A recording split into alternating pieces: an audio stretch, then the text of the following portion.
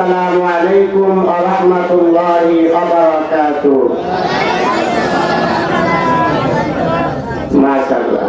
তার মানে রাত যতই হোক আমরা মুসলমান, আমাদের একটা বিষয় জানা আছে যে ইসলাম কোরআন ও হাদিসের কথা যখন হয় আমরা মনোযোগ সহকারে শুনি ইনশাআল্লাহ, ঠিক কিনা? আল্লাহ রাব্বুল আলামিন আজকের এই মাহফিলের শেষ পর্যন্ত সকলকেই বসার জন্য কবুল করুক, আমিন। ইন্নাল হামদালিল্লাহ নাহমাদুহু ওয়া নাস্তাঈনুহু ওয়া নাস্তাগফিরুহু ওয়া নাউযু বিল্লাহি মিন শুরুরি আনফুসিনা ওয়া মিন সাইয়্যাতি আ'মালিনা। من يهده الله فلا مضل له ومن يضلله فلا هادي له ونشهد أن لا إله إلا الله وحده لا شريك له ونشهد أن سيدنا وسندنا وحبيب قلوبنا ومولانا محمدا عبده ورسوله أرسله بالحق بشيرا ونذيرا وداعيا إلى الله بإذنه وسراجا منيرا. وقال تعالى: ليس البر أن تولوا وجوهكم قبل المشرق والمغرب ولكن البر من آمن بالله واليوم الآخر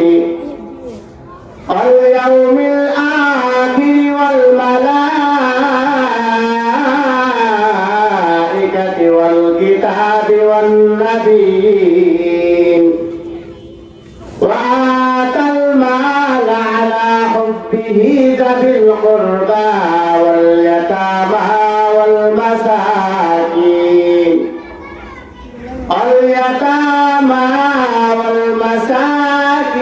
وابن السبيل والسائلين وفي الرقاب وأقام الصلاة وآتى الزكاة والموفون بعهدهم إذا عاهدوا والصابرين في البأساء والضراء وحين البأس أولئك الذين صدقوا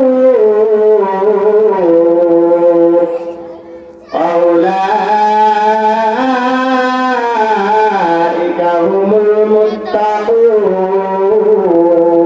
المتقون. وقال تعالى: إن الله وملائكته يصلون على النبي يا أيها الذين آمنوا صلوا عليه وسلموا تسليما. সকলেই আমরা মহব্বতের সহিত দুরূদ ইব্রাহিম পড়ি। আল্লাহুম্মা সাল্লি আলা মুহাম্মাদিন ওয়া আলা আলি মুহাম্মাদ কামা সাল্লাইতা আলা ইব্রাহিম ওয়া আলা আলি ইব্রাহিম ইন্নাকা হামিদুম মাজিদ। আল্লাহুম্মা বারিক আলা মুহাম্মাদিন ওয়া আলা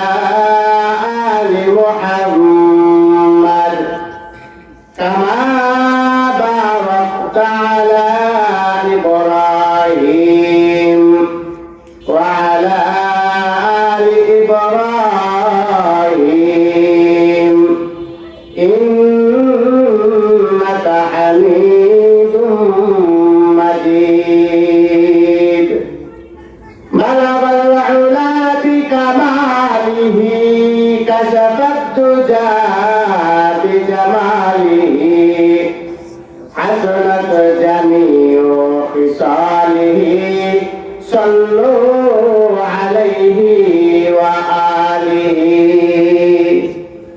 سلموا يا قوم بارك صلوا على صدر الأمين مصطفى ما جاء إلا رحمة للعالمين পীর কামেল শাইখুল মাশাইখ হযরত মাওলানা আব্দুস সাত্তার রহমাতুল্লাহি আলাইহির প্রতিষ্ঠিত 63তম বাৎসরিক ইসলাহি সওয়াব মাহফিল আগন্তুক প্রধান অতিথি বিশিষ্ট ইসলামী চিন্তাবিদ মুফাসসিরে কোরআন আলহাজ হযরত মাওলানা হাবিবুর রহমান সাহেব পাউসা রাজবাড়ী। আজকের প্রধান বক্তা আমার উস্তাদ, আমি যার কাছে সর্বপ্রথম আমাকে হাতে করে দিয়েছিলেন, আমাকে আলিফ থেকে শিক্ষা গুরু যে আমাকে শিক্ষা দিয়েছিলেন, আজকে আপনাদের প্রধান বক্তা আমার উস্তাদ হযরতুল আল্লাম হাফেজ মাওলানা মোহাম্মদ মিজানুর রহমান খান সাহেব, ইমাম ও খতিব মিল্লাইন জামে মসজিদ মিলপাড়া কুষ্টিয়া ও মুহতামিম নূরে মদিনা মাদ্রাসা সেউরিয়া কুমারখালী কুষ্টিয়া। আমার পূর্বে বিশেষ বক্তা মাওলানা মোহাম্মদ আলতাফ হুসাইন খতিব অত্র জামে মসজিদ। আজকের বিশেষ বক্তা মাওলানা মোহাম্মদ ওয়াসিউর রহমান শাওন, প্রভাষক আলফিকা দারুস সালাম কামিল মাস্টার্স মাদ্রাসা রাজশাহী। আজকের ইসলাহি সওয়াবের মাহফিলের সম্মানিত সভাপতি খন্দকার রাকিবুল ইসলাম, মঞ্চ পরিচালনা করছেন খন্দকার মাওলানা আব্দুল আউয়াল, সার্বিক সহযোগিতায় অত্র এলাকাবাসী এবং আমার সামনে ইমানদার মুমিন মুত্তাকি দিনদার ইসলাম প্রিয় মুরব্বী বাবাজিরা, যুবক ভাইয়েরা এবং স্নেহের ছোট কচিকাঁচা বাচ্চারা, পর্দার আড়ালের মা ও বোনেরা, সকলকে আমার অন্তরের স্তর থেকে সালাম, আসসালামু আলাইকুম ওয়া রাহমাতুল্লাহি ওয়া বারাকাতুহু। আল্লাহ রাব্বুল আলামিন আমাকে এবং আপনাদেরকে 31শে ডিসেম্বর 2025 সালের সর্বশেষ রজনী 63তম বাৎসরিক ইসলাহি সওয়াবের যে মাহফিলে আসার এবং বসার মাগরিব থেকে গুরুত্বপূর্ণ কোরআন ও হাদিসের অভিজ্ঞ আলেম ওলামা দ্বারা আলোচনা শুনেছেন এবং আমার পরেও অনেকে আলোচনা করবেন। আমরা প্রত্যেকটা কথা দিলের কানে শুনবো, মানার নিয়তে শুনবো ইনশাআল্লাহ। আল্লাহ রাব্বুল আলামিন আমাকে সহ আপনাদের সকলকেই যে কথা আমি বলবো আমাকে আগে মানার তৌফিক দান করুন এবং যারা আপনারা শুনবেন আপনাদেরকেও মানার জন্য কবুল করুন। সকলে বলি আল্লাহুম্মা আমিন। আল্লাহ রাব্বুল আলামিন আমাকে এবং আপনাদেরকে দুনিয়াতে পাঠিয়েছেন তার গোলামি করার জন্য, দাসত্ব করার জন্য। এই কথাটা আগের হযরত এবং ওয়াসিউর রহমান সাহেব শাওন সাহেব বলছিলেন, আমা খালাকুল জিন্না ওয়াল ইনসা ইল্লা লিয়াবুদুন। আল্লাহ তাআলা কোরআনের মধ্যে এই আয়াতে কারিমার মধ্যে বলতেছেন যে বান্দা, ইনসান ও জিন দুটা জাতি পাঠিয়েছি, এই দুই জাতিকে আমার গোলামি করতে হবে, দাসত্ব করতে হবে। আর গোলামি কি? সম্পর্কে আমার আপনার জানা দরকার। আল্লাহ রাব্বুল আলামিন কোরআনের মধ্যে বলতেছেন, ইন্নাল্লাহা ইয়া'মুরু বিল আদলি ওয়াল ইহসান ওয়া ইতা'i যিল কুরবা ওয়া ইয়ানহা আনিল ফাহশা'i ওয়াল মুনকারি ওয়াল বাগই ইয়া'যুকুম লা'আল্লাকুম তাযাক্কারুন। আল্লাহ রাব্বুল আলামিন বলেন, ও আমার বান্দা, আমার তিনটা আদেশ আছে, আবার তিনটা নিষেধ আছে। আমি আল্লাহ রাব্বুল আলামিন তিনটা আদেশ মানা একটা আয়াতে কারিমা নাযিল করেছি। ওই আয়াতে কারিমার মধ্যে আবার তিনটা নিষেধ মানা কথাগুলো আমি বলেছি, বান্দা তুমি যদি এই তিনটা আদেশ আর তিনটা নিষেধ যদি মেনে নিতে পারো, তোমার জীবনের মধ্যে তিনটা আমার আদেশ যদি ঢুকাইতে পারো আর তিনটা নিষেধ যদি ঢুকাইতে পারো, আমি আল্লাহ রাব্বুল আলামিন তোমার জন্য জান্নাতের ব্যবস্থা করে দিব। সুবহানাল্লাহ। কি দিবেন? জান্নাত দিবেন। কি করলে? মাত্র তিনটা কাজ, মোট 6টা কাজ, তিনটা হলো আদেশ আর তিনটা নিষেধ। এই তিনটা আদেশ আর তিনটা নিষেধ মাখা আয়াতে কারিমা পড়েছি। উলামা হযরত বলতেছেন, মুফাসসিরিন ইকরাম লিখেছেন যে এই তিনটা আদেশ আর তিনটা নিষেধ মাখা যে আয়াতে কারিমা, যদি এই আয়াতে কারিমা আল্লাহ তাআলা শুধু নাযিল করতেন আর কোরআনের মধ্যে আর যদি কোনো আয়াত নাও দিতেন, নবী মুহাম্মদুর রাসূলুল্লাহ সাল্লাল্লাহু আলাইহি ওয়াসাল্লামকে দিয়ে যে মিশন দিয়ে পাঠিয়েছিলেন, এই মিশনটা বাস্তবায়ন করা সম্ভব একটা আয়াতে কারিমা। কয়টা আয়াতে কারিমা? শুধু একটা আয়াতে কারিমা, যে আয়াতে কারিমা পড়লাম, ইন্নাল্লাহা ইয়া'মুরু বিল আদলি ওয়াল ইহসান। আল্লাহ রাব্বুল আলামিন বলতেছেন, তোমরা মানুষের সঙ্গে সুন্দর আচরণ করো, ন্যায় বিচার করো, ন্যায়, অন্যায় করবা না, ন্যায় করো, ন্যায়। এই ন্যায় প্রসঙ্গে আল্লাহ রাসূল সাল্লাল্লাহু আলাইহি ওয়াসাল্লামের জামানার একটা ঘটনা আপনাদেরকে শোনাইলে বুঝবেন। তার পূর্বে 6টা বিষয়টা ক্লিয়ার করি। 1 নম্বর হলো ন্যায় করা, মানুষের সঙ্গে তার নিত্যতা, তার ন্যায্যতা, পাওনাটা বুঝাই দেওয়া ন্যায়। 2 নম্বর হলো ইহসান করা, মানুষের সঙ্গে সুন্দর আচরণ করা, ভালোবাসা। 3 নম্বর আল্লাহ রাব্বুল আলামিন বলতেছেন যে তোমাদের অধীনস্থ যারা আছে, আত্মীয় স্বজন, তাদের সঙ্গে সুন্দর ব্যবহার করা। সুন্দর ব্যবহার তো উঠে গিয়েছে আমাদের মধ্যে থেকে, আগের হযরত কিছুটা বলেছেন আপনাদেরকে। আর 3টা নিষেধ কি?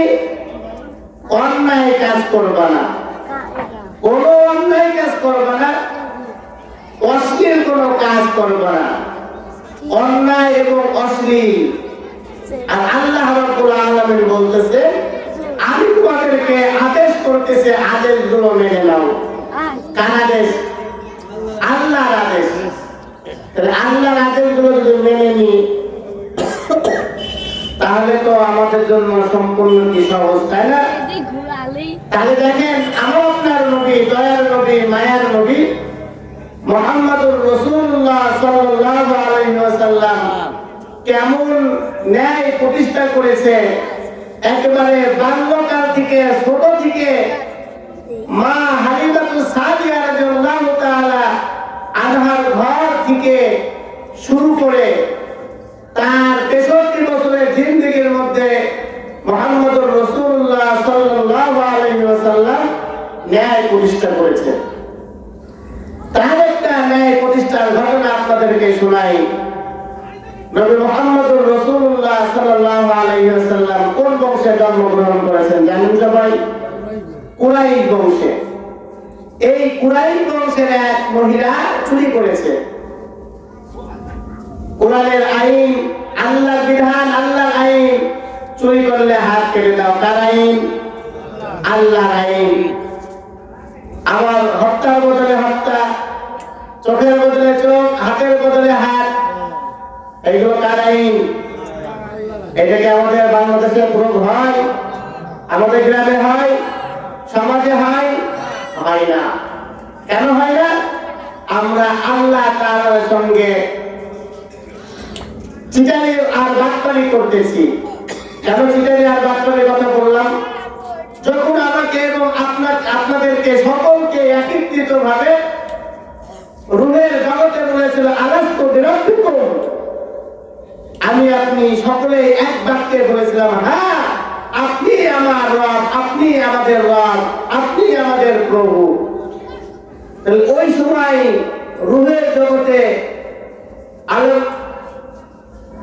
ওই রুহের জগতে আমরা বললাম কি আলাস্তু বিরাব্বিকুমের অ্যানসার করলাম যে হ্যাঁ আপনি আমাদের রব আর মালিক। দুনিয়াতে আসার পরে সেই মালিকের কোনো খোঁজ নাই, আছে? তার ঘরে সেজদা করি না, নামাজ করি না, তার হুকুম সুদ ঘুষ খাওয়া নিষেধ সেইগুলো আমরা মানছি না, এমনকি তার যে আদেশ মাখা আয়াতগুলো কোরআন সেগুলো ধরে পড়ি না। এগুলো আল্লাহ তাআলার সঙ্গে কি ছয়লাই করা, চিটারি বারবার করা। আল্লাহ রাব্বুল আলামিন আমাদেরকে সুন্দর হওয়ার জন্য আমাদেরকে বারবার তাগিদ করছেন, তাগিদ দিচ্ছেন। মুআজ্জিন মুহতারাম, সময় সংক্ষিপ্ত কারণে ঘটনাটাও বলতে হবে এবং আয়াতে কারিমা যেটা পড়েছি তারও কিছু আংশিক আলোচনা ইনশাআল্লাহ আপনাদের মাঝে করব ইনশাআল্লাহ। কুরাইশ বংশের একটা মহিলা চুরি করেছে, নবী আলাইহিস সালাম কোরআন খুলে ফেলেছেন, কোরআন খুলে বিচার করতেছেন যে চুরি করেছে হাত কেটে দাও। সাহাবা আজমাইন তারা পরামর্শ করছে যে মনে হয় রাসূল জানে না যে এইটা কুরাইশ বংশের মহিলা, তো রাসূলের কাছে কেউ একটু পৌঁছায় দাও কানে, ইয়া রাসূলুল্লাহ কুরাইশ বংশ আপনার বংশ, আর আপনার বংশের মহিলা চুরি করেছে, তার হাত না কেটে আঙ্গুলটা কাটলে ইজ্জত বাঁচে কুরাইশ বংশের। এই কথা বলতেই কাকে পাঠাবে? সাহাবা একজন আরেকজনকে বলতেছে আপনি যান, আপনি যান। সাহাবা তো বড় মূর্খ, মানে বুঝে, একজন চালাক সাহাবা সে বলতেছে আমরা গেলে তো হয় না, একটা কাজ করা যায়, ছোট একটা বাচ্চাকে ধরে পাঠাই। বাচ্চাকে বলে ওই যে উসামাকে দেখা যায়, উসামাকে পাঠাই। এই উসামা কে?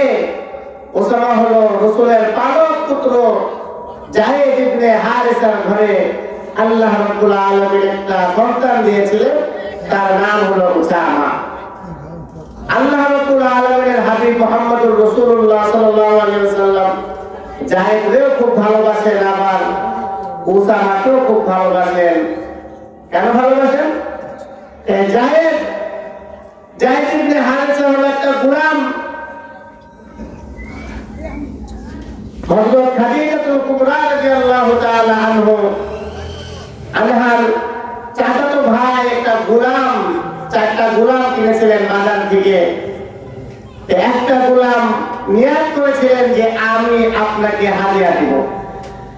খাদিজাতুল রাদিয়াল্লাহু তাআলা আনহাকে যখন দিয়েছেন, খাদিজাতুল কুবরা রাদিয়াল্লাহু তাআলা আনহা এই গোলামটাকে রাসূলকে হাদিয়া দিয়েছেন, আর রাসূলকে বলেছেন ইয়া রাসূলুল্লাহ আপনি আজ থেকে এই জায়েদকে নিয়ে সফরে যাবেন। রাসূলের জীবনে সবচেয়ে দুইটা সফর খুব কষ্টের সফর। একটি হলো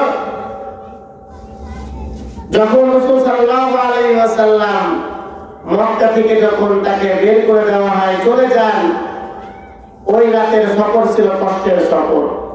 আরেকটা হলো তায়েফের সফর। তায়েফের সফরে সঙ্গী ছিল জায়েদ ইবনে হারিসা।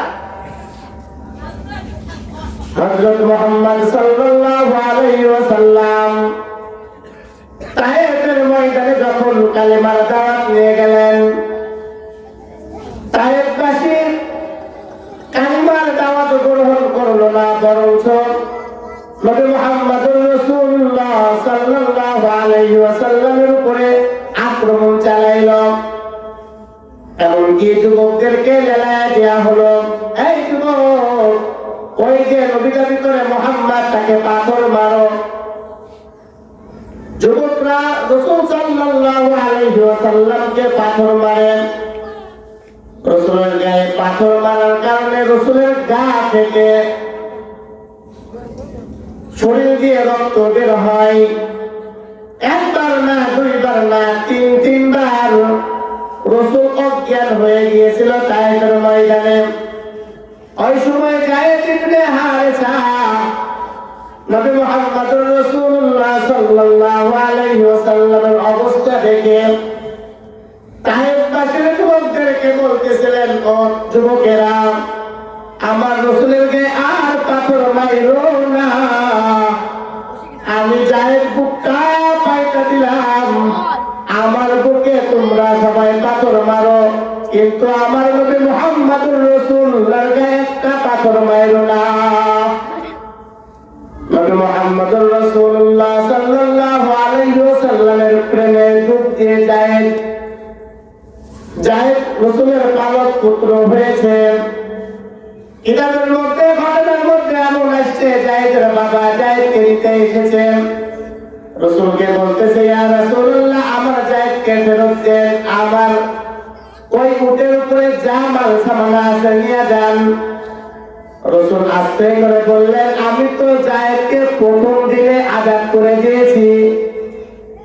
আমার আপনার দয়ার নবী, মায়ার নবী মুহাম্মদুর রাসূলুল্লাহ সাল্লাল্লাহু আলাইহি ওয়াসাল্লাম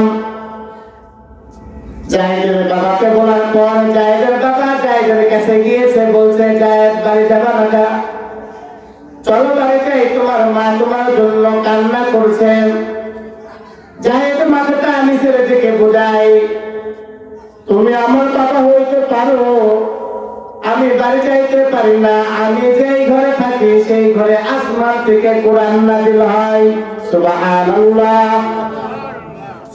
আমি আজ যেই ঘরে আছি ওই ঘরের মধ্যে ওই মালিকের সঙ্গে কথা বলেন।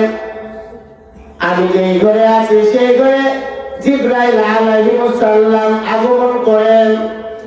ও বাবা, তুমি আমার বাবা হইতে পারো, কিন্তু আমি তোমার ঘরে যাইতে পারি না।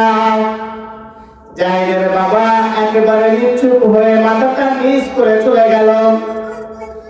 নবী মুহাম্মদুর রাসূলুল্লাহ সাল্লাল্লাহু আলাইহি ওয়াসাল্লাম যায়েদের ভালোবাসা থেকে যায়েদের হাত ধরে কাবা তওয়াফ করনেওয়ালা সকলকে সাক্ষী রেখে বলতেছে, এই কাবা তওয়াফ করনেওয়ালা মক্কাবাসী, আজ থেকে কেউ তোমরা যায়েদকে গোলাম বলে ডাক দিবা না। আজ থেকে কেউ যায়েদকে কেউ পরগাছা মনে করবা না।